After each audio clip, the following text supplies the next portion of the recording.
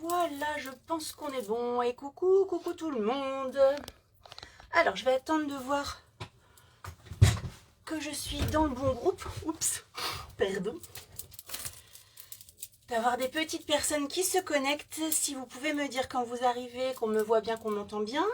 Les premières personnes qui arrivent, pouvez-vous partager le live dans votre chat équipe pour faire venir tout le monde?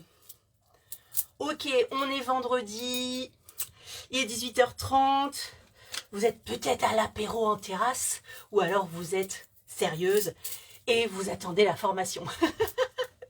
J'espère que vous allez toutes bien. Alors je me présente, moi c'est Pat, je suis directrice senior de marque, ex-statut Orange, chez Unique depuis le début en France.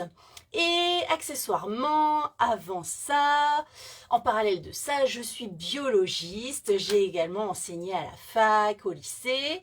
Alors j'aime bien venir de temps en temps vous parler de nos petites cellules et de comment agissent les produits uniques sur notre peau. Et donc aujourd'hui, vous l'avez bien deviné, on va parler de la nouvelle bébé crème que je n'ai pas, je ne l'ai pas testé. Donc nous allons être sur une formation théorique sur la peau et le soleil. J'ai pas besoin d'avoir la bébé crème pour vous expliquer tout ça. Et les ingrédients de la bébé crème. Vous pouvez poser toutes les questions que vous voulez. À la fin du live, je vous laisserai du temps. Si vous voulez, on pourra parler de tout ce que vous voulez en fait. Donc, comme je vous disais, partagez au... Est-ce que j'ai des petits commentaires? Là, je vois que les gens se connectent. Je vois ma petite Daisy, ma petite Steph, fille de mon équipe. Je vois pas de commentaires. Ceci dit, s'il n'y a pas de commentaires, ça m'évitera de les lire, donc d'y répondre, donc de rester 3 heures en live. Donc voilà, ça faisait un petit moment que j'étais pas venue en live parce que ça faisait un petit moment qu'on n'avait pas eu de nouveautés. Donc ceci s'explique. Je vais essayer de baisser un tout petit peu ma caméra car j'ai l'impression que j'ai la tête dans les commentaires. Hop, je peux pas la baisser plus. Malheureusement, je vais la baisser comme ça. Voilà, est-ce que ça vous convient? Est-ce que j'ai des commentaires, oui ou non? Ça m'étonne qu'il n'y en ait pas. D'habitude, il y a quand même au moins quelqu'un qui me dit coucou Pat. Alors attendez, j'ai une petite technique. Je m'écris un commentaire. Hop, coucou. Coucou tout le monde. Et là, normalement, ils vont arriver. Ça peut être une astuce aussi si ça fonctionne. Ok, bon. Ça va faire 3 minutes. J'attends encore un petit peu qu'il y ait du monde. Comme ça, les gens qui se connecteront en replay, vous me posez un cœur rouge si vous êtes en replay, un cœur violet si vous êtes en live. On va commencer par un petit peu d'histoire. Eh non, vous voyez, ça ne déclenche pas. Bon, c'est pas grave. Hop. On va commencer par un petit peu d'histoire. Est-ce que vous savez... Alors, remarque, si je pose une question et que j'ai pas les commentaires, ça va être très drôle. Pouvez-vous continuer là? Oui, on te voit nickel. Ah, il y a... Continuez. Il y a Mélanie qui m'a envoyé un messenger pour me dire qu'on me voyait. Merci Mélanie. Mais j'ai pas vos commentaires. Donc, c'est pas grave, je vais quand même commencer comme je voulais commencer. Est-ce que vous savez en quelle année environ, à 2-3 ans près, hein, est arrivée en France la première crème solaire et d'où ça sort tout ça? Oui, on est 25. Ouais, ça, je vois le nombre du numéro, mais j'imagine, Mel, qu'il y a des gens qui me parlent. Ah, c'est bête, c'est ballot. C'est pénible Facebook hein, en ce moment, hein, sincèrement. Attendez, je vais essayer de faire des... Connais-tu ta teinte de fond de teint? Ah oui, fais un... Hop, coup. Bon, j'essaye juste un truc. Quelle année? Et alors, ne cherchez pas sur Google, hein. La première crème solaire. On peut créer des sondages, on va voir. Hop. Démarrer. Grave, on te met des cœurs. Bon bah écoutez, tant mieux pour les cœurs, ça veut dire que vous êtes là. Donc voilà, alors en fait, là je vous ai fait voter. Donc voter contre oui ou non, enfin il y a pas de truc, c'est juste pour voir si ça pouvait déclencher les commentaires. Écoutez, c'est un peu frustrant aussi pour moi parce que vous savez que j'aime bien discuter avec vous, mais on va pas, hop, test numéro 2, on va pas insister. Agnès Roux a mentionné mon nom. Ah ouais, j'ai les notifs là-haut, mais j'ai pas... c'est pas grave, c'est pas grave. Merci Anaïs de m'avoir mentionné. Peut-être que ça aurait dégainé les trucs. Mais voilà, bon bah écoutez, je pourrais pas répondre à vos questions, je suis navrée. On va faire un petit peu d'histoire. Donc, en France, la première crème solaire est arrivée dans les années 30, 1935, un truc comme ça. Et c'est les laboratoires L'Oréal qui l'ont créé. Avant tout ça, on n'avait pas réellement de vraie crème solaire. Le soleil a toujours existé, on est d'accord. Donc dans l'Antiquité, on se protégeait des rayons du soleil avec de la cendre, de la poudre d'oc, de la terre si vous voulez. Et ça créait une... Ouais, voilà, tout le monde a mis oui pour le vote, mais au final, ça n'a pas déclenché les commentaires. Dommage. Et on utilisait voilà, de la terre, de la cendre pour se protéger des rayons du soleil. Donc, à cette époque-là, dans l'Antiquité, tout ça, vous imaginez bien qu'il n'avait pas un retour scientifique de savoir que les rayons du soleil étaient mauvais pour la santé. C'était juste l'observation qui faisait qu'il s'en était rendu compte. Il s'était cramé la gueule, comme on pourrait dire en parlant voilà, comme tout le monde. Donc, on a toujours su que les rayons du soleil étaient nocifs. On ne savait pas forcément pourquoi ni comment, mais on s'en est protégé. Ensuite, après, jusque dans le genre, à partir du Moyen-Âge jusqu'au 16e, 17e, alors là, il n'était pas du tout bien vu d'être bronzé. C'était un peu les filles de mauvaise famille qui étaient bronzées, surtout pour les femmes. Mais même aussi pour les hommes, les nobles et tout, ils étaient tous blancs comme des culs qui n'ont jamais vu le soleil. Ah là, je suis sûre que j'ai des smileys qui rigolent, je suis désolée de ne pas pouvoir les voir. Et voilà, ils étaient tous tout blancs parce que être blanc, ça voulait dire que même ils se poudraient le visage de choses blanches pour être encore plus blanc.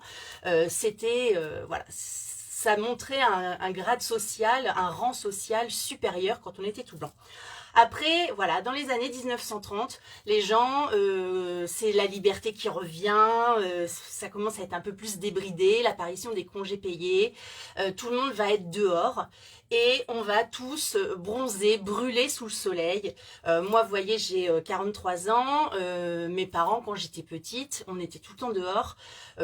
Ils n'étaient pas là toutes les 4-5 minutes en train de nous dire protégez-vous du soleil, mettez-vous de la crème solaire. C'était quand même... c'est maintenant vraiment, là, les consciences sont réellement au courant, quoi, réveillées de la nocivité du soleil. Donc, pourquoi il y a cette nocivité des rayons du soleil? Parce que le soleil, quand il arrive, quand il émet ces rayons qui sont... quand même, soyons positifs, très bon pour la santé parce que ça nous met de bonne humeur, ça nous permet de synthétiser de la vitamine D qui nous permet de fixer le calcium. Donc il faut du soleil, mais il ne faut pas qu'il soit trop intense et il faut que la peau soit protégée de ces rayons du soleil. Donc dans les rayons du soleil, vous avez 3 sortes de rayons UV. Les rayons UVA, les rayons UVB et les rayons UVC.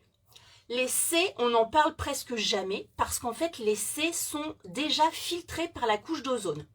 Alors oui, vous allez peut-être me dire, toujours pas de commentaires. La fille qui insiste, tu sais, qui cherche et tout. Bon, c'est pas grave. Vous allez peut-être me dire, oui, mais alors si la couche d'ozone est trouée, eh bien, ils sont très peu documentés les UVC.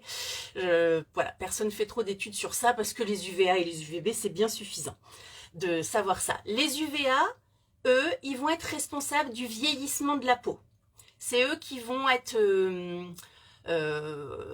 qui vont arriver en surface comme ça et qui vont vieillir la peau, qui vont altérer les processus cellulaires carrément, qui vont vraiment même abîmer les cellules. Ça peut créer des mutations au niveau de l'ADN Et bon, les deux, hein, UVA et UVB sont dangereux.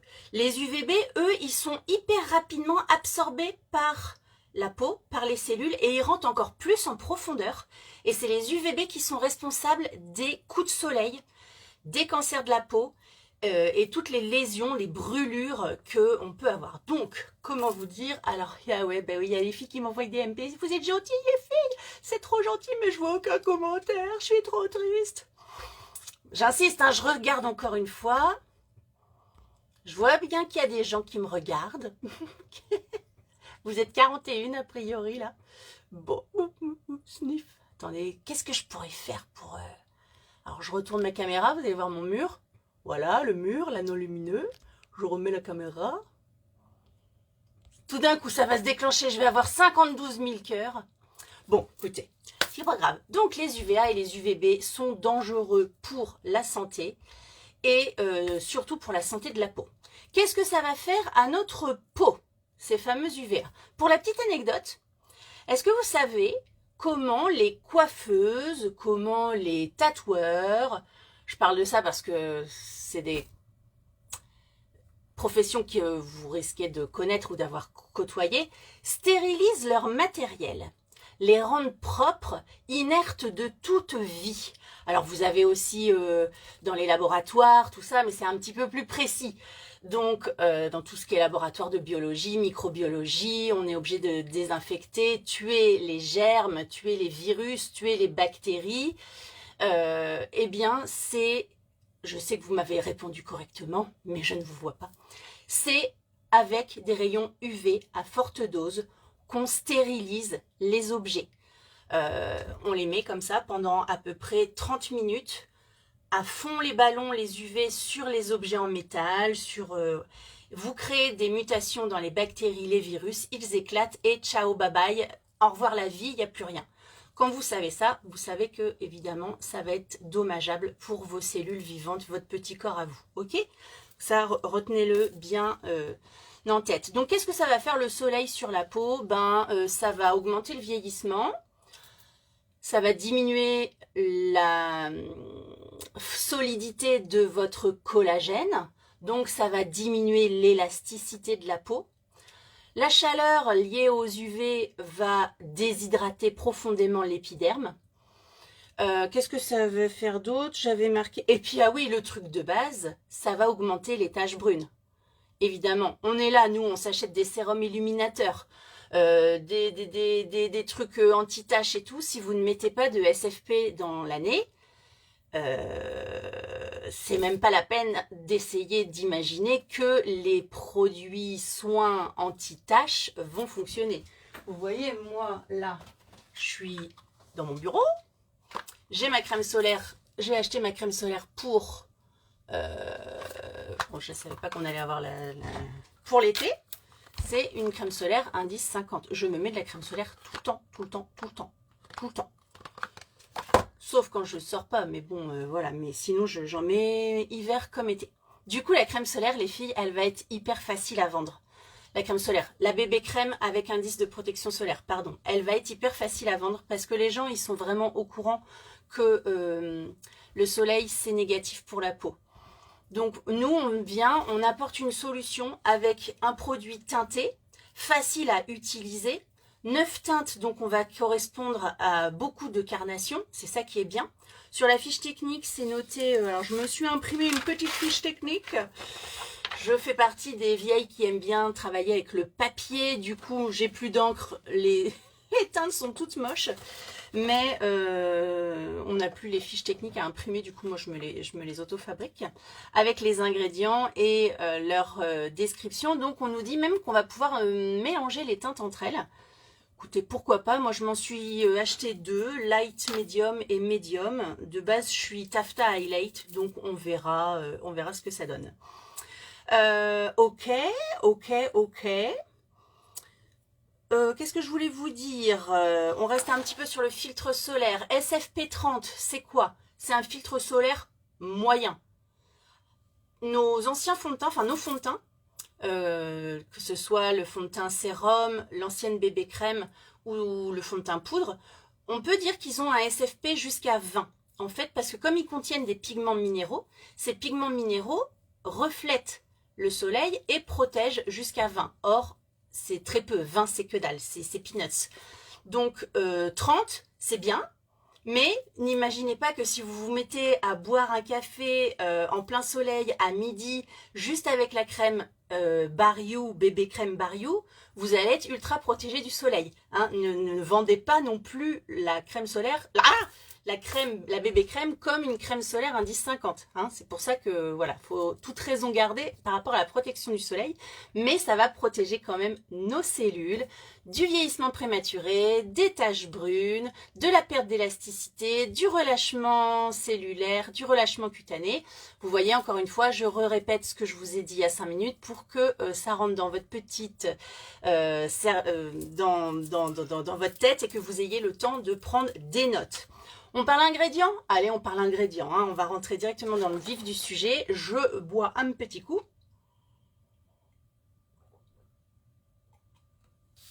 Donc, ce qu'il faut savoir par rapport aux filtres solaires, c'est qu'il y a 2 sortes de filtres solaires. Il y a les filtres minéraux et les filtres organiques.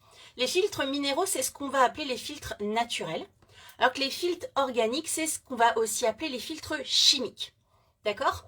Donc, les filtres organiques, c'est des filtres qui sont fabriqués, si vous voulez, et ceux-là sont assez... Alors, ils sont très efficaces, très efficaces. Ils absorbent les rayons UV, ils les absorbent, ils les détruisent, quoi. Ils les gardent avec leurs petits bras musclés, ils les absorbent, et là, ça...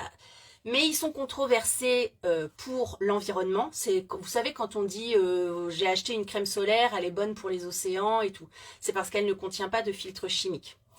Et j'ai une bonne nouvelle. Je suis sûre à 99%, parce que je ne suis pas infaillible, je peux me tromper.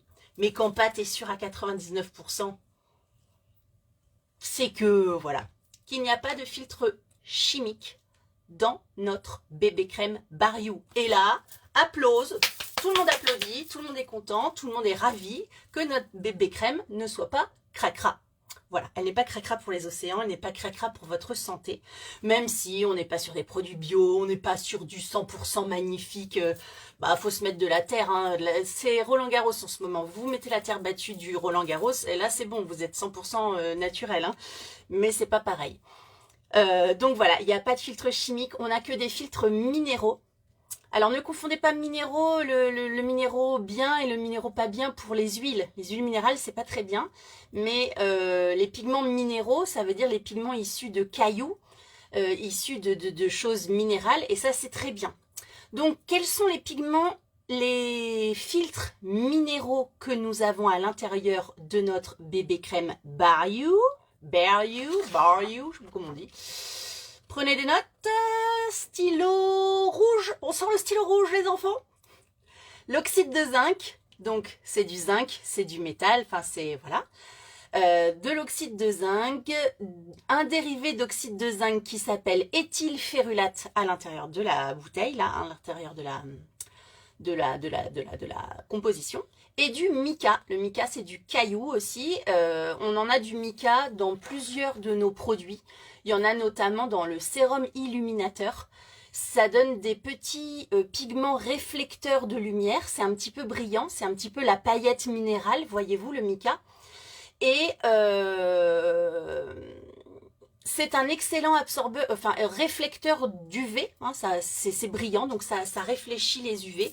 Au lieu qu'ils s'enfoncent à l'intérieur de l'épiderme, voilà, ils sont réfléchis. Donc, on a, c'est ça l'information croustillante qu'il faut garder et que vous pouvez répéter, hein, que votre bébé crème, c'est une bébé crème avec un filtre minéral qui est bon pour l'environnement et la santé. Ils sont moins décriés que les filtres organiques qui sont quand même des perturbateurs endocriniens. Donc, on est quand même sur un truc bien pourri, quoi. Après, entre un énorme coup de soleil et mettre un peu de crème solaire, même avec du filtre organique, moi, je prends la crème solaire avec le filtre organique, voyez-vous. Mais il faut, de toute façon, dans la vie, hein, c'est toujours, il faut peser le pour et le contre, le bénéfice-risque. Quand on prend un médicament pour se soigner contre telle ou telle pathologie, Il y a toujours un risque de l'autre côté. Peut-être ça vous soigne ça, mais de l'autre côté, ça vous abîme un truc. Mais en fait, ce qu'il faut voir, c'est le rapport bénéfice-risque. Il y a souvent plus de bénéfices à prendre un paracétamol quand on a la tête dans un étau qu'on n'en peut plus de la vie, alors que effectivement le paracétamol abîme un peu le foie. Mais voilà, à ce moment-là, on préfère le côté bénéfice. Voilà, toujours comparer le plus, le positif et le négatif. Qu'est-ce qu'on a d'autre comme ingrédient sympatoche à l'intérieur de cette bébé crème? Ça va être très rapide. Vous avez de l'acide hyaluronique. Acide hyaluronique qui est donc un très bon hydratant puisque cette molécule est capable avec ses petits bras musclés de retenir jusqu'à 1000 fois son poids en eau. Hop, toujours pas de commentaires? Toujours pas de commentaires, j'en peux plus, pardonnez. Vous avez également de la vitamine C qui est un puissant antioxydant qui va donc permettre aux cellules, à la peau, de lutter contre le vieillissement cellulaire. Donc ça, on adore. En antioxydant, vous avez aussi un extrait de fleurs. Alors je crois que c'est du trèfle, mais j'ai même pas regardé dans Google. Mais vous avez un petit extrait de plante. Comment ça s'appelle? Trifolium pratense. Trifolium pratense, Trifolium pratense. Je dirais que c'est du trèfle, Trifolium, 3 feuilles. Mais bon, voilà, donc ça aussi, encore une fois, un antioxydant pour protéger les cellules du vieillissement cellulaire, du relâchement cutané, de la perte d'élasticité, de la dégradation du collagène. C'est tout ça. Voilà. Ensuite, vous avez quelques silicones.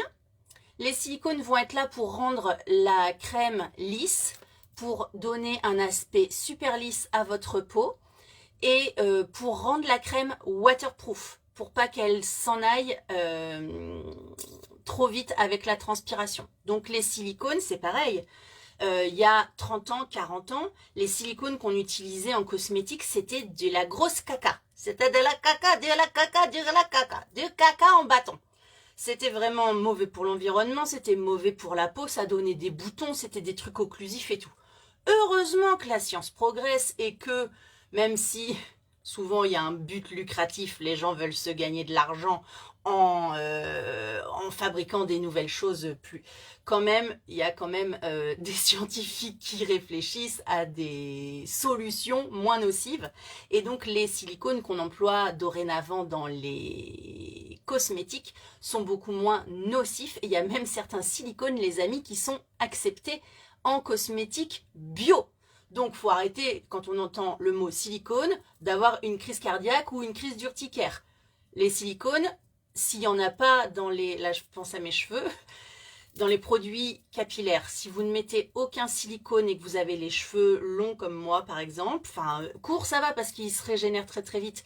Mais si vous avez les cheveux très longs et que vous mettez 0 silicone sur vos cheveux, vous allez avoir de la paille à la place des cheveux. Si vous voulez qu'ils soient brillants, qu'ils gardent un petit peu leur hydratation, il leur faut des silicones. C'est pareil pour la peau. Quand tu as 10 ans, tu n'as pas besoin de mettre du silicone. Quand tu as 40 ans, si tu mets pas de silicone sur ta peau, tu ressembles à une vieille pierre toute séchée. Voilà, donc il y a des silicones et ils sont pas si mauvais que ça et ils rendent votre peau lisse et rendent la crème waterproof. Et en dernier, on va parler un tout petit peu des céramides. Donc il y a des céramides et il y a aussi plein d'autres lipides. Tout ce qui est stéarate, stéarine, stéarate, j'ai souligné, stéarique. Tout ça, c'est des lipides qui sont très intéressants parce qu'ils ressemblent aux lipides qu'on a dans la peau. Du coup, ça marche comme ça en fait la cosmétologie. Quand les produits utilisés dans une crème ressemblent énormément, on parle de mimétisme, ressemblent énormément aux vraies molécules qu'il y a dans notre peau, tout comme l'acide hyaluronique, on a la même dans la peau, là on sait la fabriquer l'acide hyaluronique, on sait le fabriquer, pardon, c'est un acide. Et bien quand on a de l'acide hyaluronique, on le reconnaît comme étant peut-être le nôtre, et notre peau l'absorbe. Si c'était quelque chose qu'on n'avait jamais vu, ça ne pourrait pas fonctionner sur notre peau. Donc là, comme ces céramides et les lipides qu'ils ont mis dedans sont exactement les mêmes que ceux qu'on a dans la peau, ils sont bien absorbés et ça vient venir bien assouplir notre peau et donc donner effectivement un rendu très très brillant, très très lisse, très très soyeux, enfin brillant, pas... soyeux, lisse, doux à la peau. Et c'est pour ça que cette bébé crème, vous allez pouvoir l'utiliser. Peut-être la question a été posée, on se posait la question aussi avec les copines élites. Est-ce que on va utiliser de la base avant cette bébé crème ou pas?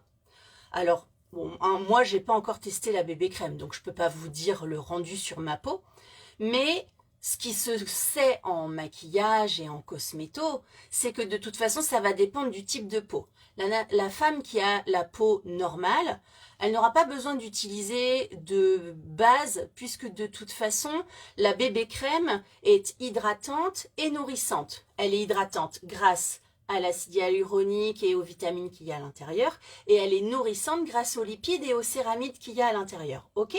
Donc pour ça, et grâce au silicone qu'il y a, ça préserve l'hydratation initiale de la peau. Donc pour ça, c'est bien. Maintenant, si vous avez la peau grasse, voire très grasse, il sera sûrement plus agréable pour cette peau-là d'utiliser la base matifiante avant. Ça ne va pas contrarier le filtre solaire, puisque le filtre solaire, c'est un filtre minéral qui est un filtre réflecteur. C'est comme si c'était un miroir, en fait, ces filtres solaires. Donc, si on met un truc en dessous, ça va pas contrebalancer l'effet du filtre solaire. C'était des questions que j'avais reçues déjà en MP. Et c'est aussi pour ça qu'on a décidé avec Jessie, enfin je lui ai dit, je vais pas avoir reçu encore la crème, est-ce que je fais le live tout de suite? Et j'ai préféré passer en live même si j'ai pas la crème, donc je peux pas vous donner l'odeur, je peux pas vous donner ma teinte, mais je vous ai quand même donné la théorie sur les effets en tout cas cellulaires, parce que j'avais déjà reçu plein de MP, ouais, pas. Au moins comme ça, c'est fait, c'est dit, l'information va circuler et vous êtes prête pour le week-end pour pouvoir parler de cette bébé crème un peu partout. Voilà, bon et bien je suis sincèrement désolée de ne pas avoir pu répondre à vos questions. J'espère vous avoir appris quelques petites choses, que les anecdotes sur l'histoire des crèmes solaires, tout ça, vont vous aider également à parler un petit peu du produit sur vos réseaux sociaux. Je vous fais des énormes bisous et on se reparle très très vite. Ciao, ciao, ciao!